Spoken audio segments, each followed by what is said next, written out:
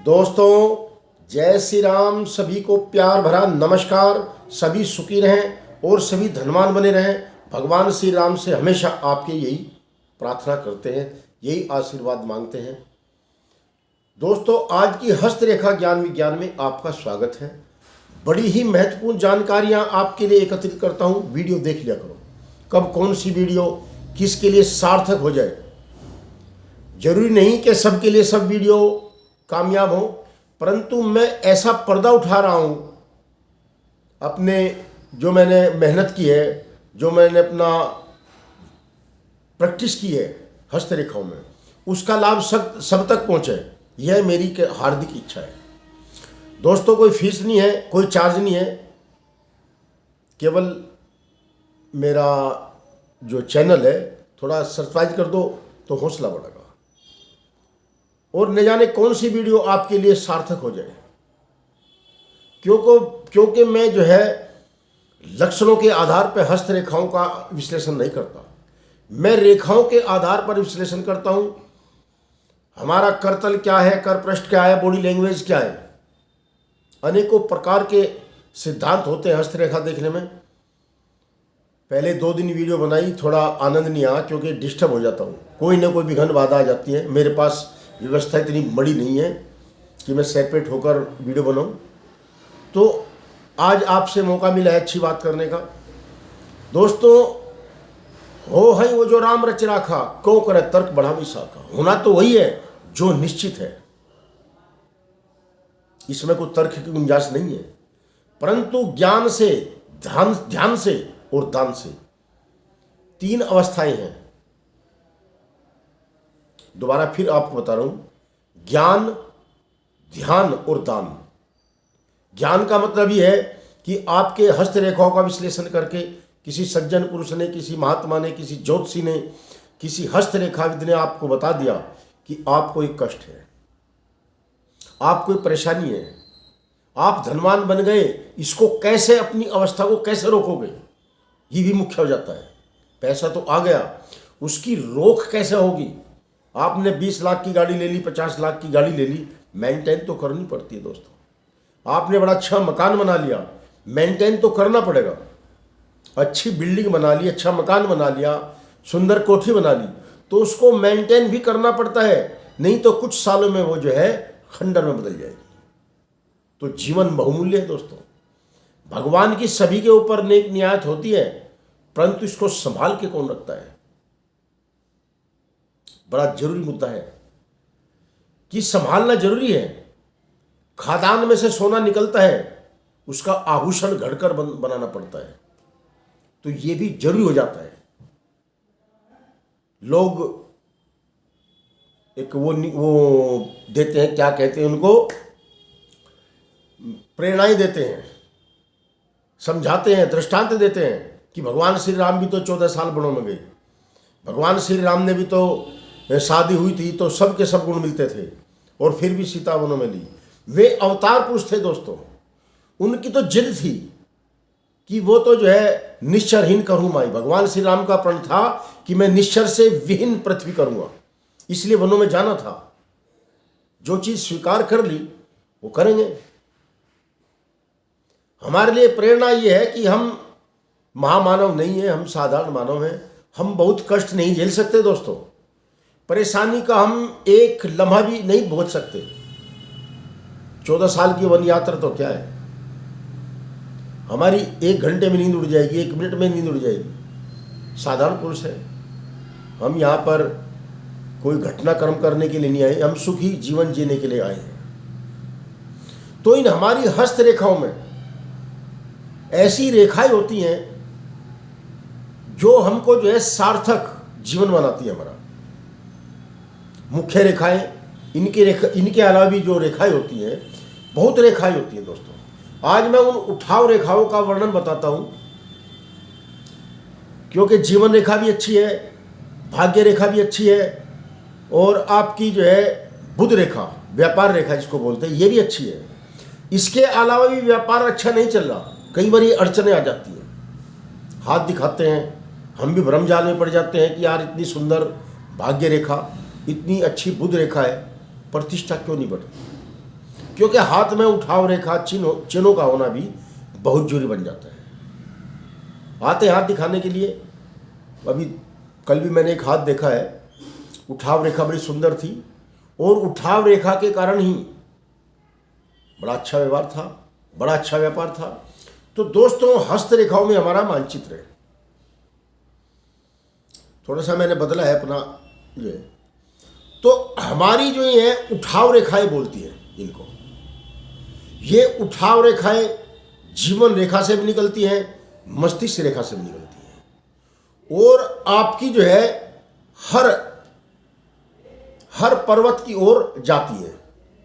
किसी के हाथ में तो कहीं कहीं उठाव रेखा होती है, किसी के हाथ में एक होती है। और क्रॉस का जो चिन्ह है, यह चिन्ह दोस्तों किसी भी जगह शुभ नहीं माना जाता। दीप, इसको हम हस्तरेखाओं में दीप बोलते हैं, एक दीप बोलते हैं इसको। ये दो चिन्ह दोस्तों ऐसे होते हैं हस्तरेखाओं में, इनको कहीं भी शुभ नहीं माने जाते, कभी कहीं भी शुभ फल नहीं देते।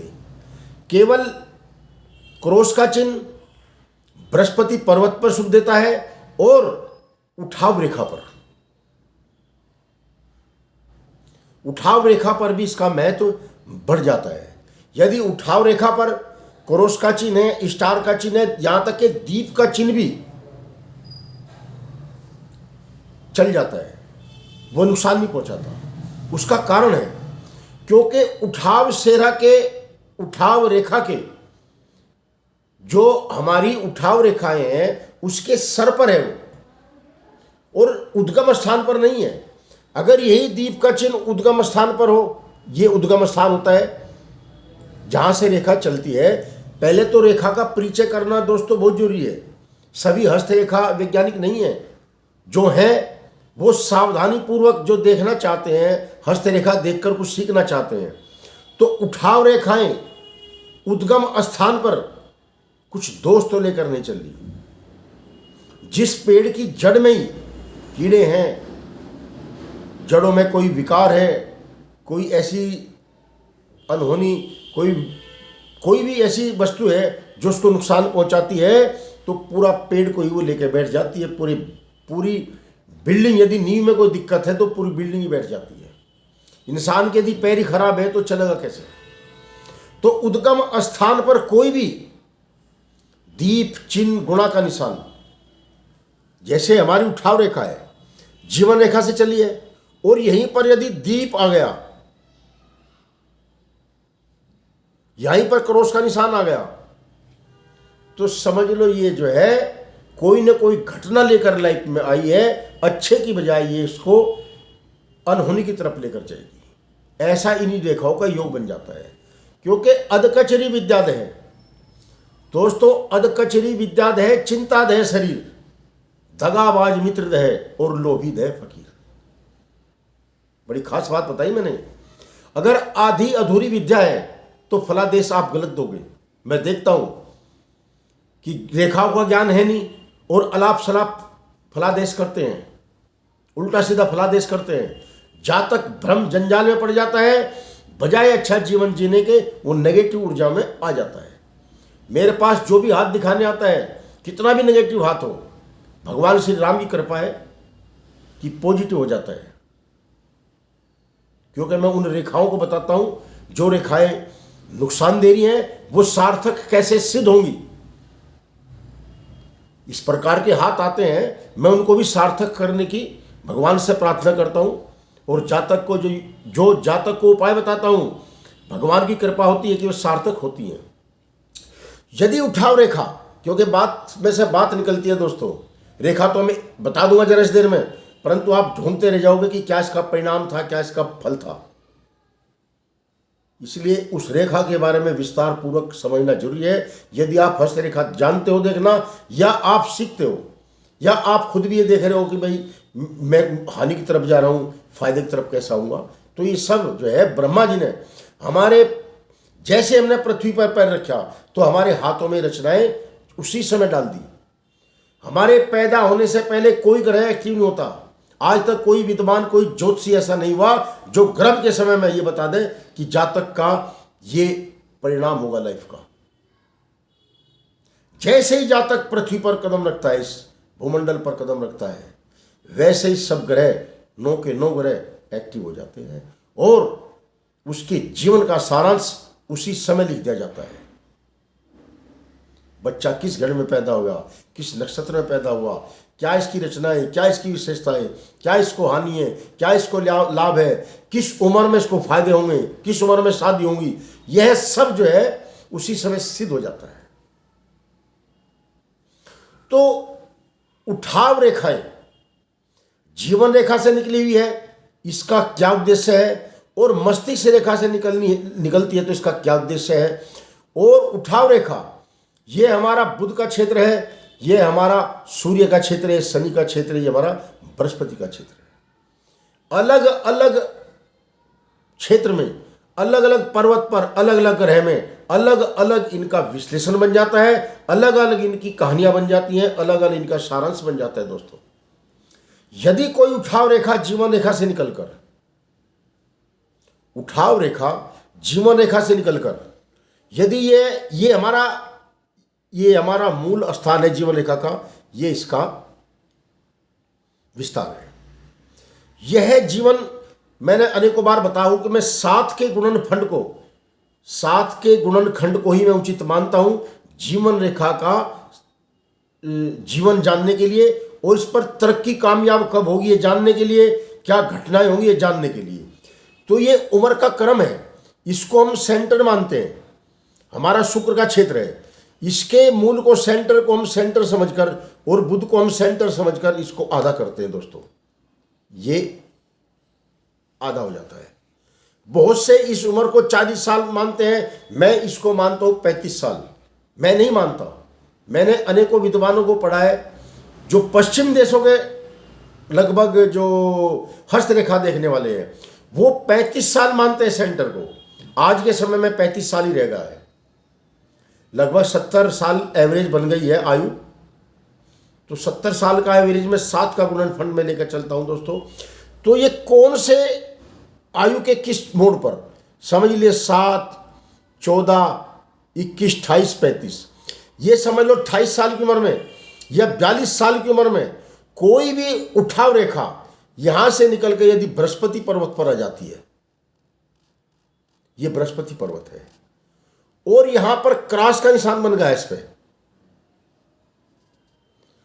तो इस उम्र में अनेकों प्रकार की जो है उपलब्धियां बन जाती हैं। दोस्तों, जातक जिस क्षेत्र में कदम रखेगा उस क्षेत्र में उसको अपार सफलता मिलेगी।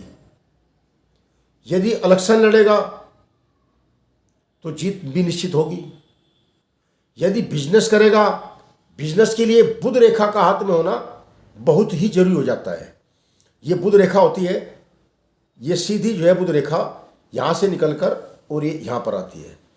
यदि ये रेखा है तो अच्छा व्यापारी बनेगा। यदि हमारा सूर्य पर्वत विकसित है और सूर्य रेखा है तो निश्चित है उसको इलेक्शन में गारंटी मिलेगी। और विपरीत घटना इस उम्र में यदि, मैं खैर इस विषय में बोलना नहीं चाहता हूं क्योंकि मेरा जो चैनल है वो एक सभ्य चैनल है और मैं कोई ऐसे भी शब्द नहीं कहना चाहता जिससे किसी की मर्यादा को ठेस पहुंचे, परंतु सच्चाई है।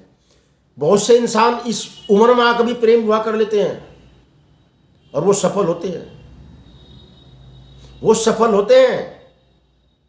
40 की उम्र में, 35 की उम्र में, 60 साल तक की उम्र में आजकल प्रेम विवाह करने लग रहे हैं क्योंकि दौलत पास होती है। वो सब इसी रेखा का कमाल होता है दोस्तों, क्योंकि बुद्धि ऐसी पलट जाती है। इंसान की जो दिमाग की हालत है वो विचारों में आती है, दिमाग में आती है और वो तुरंत हस्त रेखाओं में भी आ जाती है।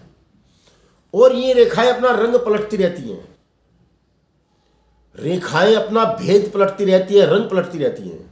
और हाथों की रंगत तो हमारी हर समय पूरे दिन में कई बार बदलती है दोस्तों। महसूस करना, पूरे दिन में भी हमारी हाथों की रंगत बार बार बदल जाती है।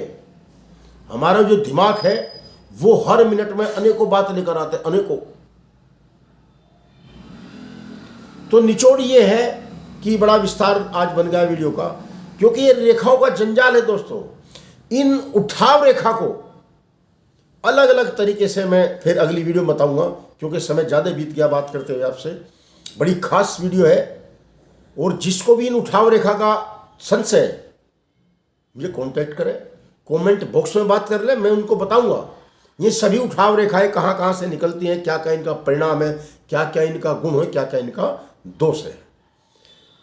आयु रेखा से निकलती है तो क्या गुण बनेगा, मस्तिष्क रेखा से निकलती है क्या गुण बनेगा, और हृदय रेखा से निकलती है इसका क्या गुण बनेगा। एक वीडियो में सब चीज़ नहीं समझाई जा सकती दोस्तों, क्योंकि वीडियो बहुत लंबी बन गई है। जय श्री राम। और वीडियो मेरा देख लिया करो, बड़ा समय निकालता हूँ आपके लिए। जय श्री राम।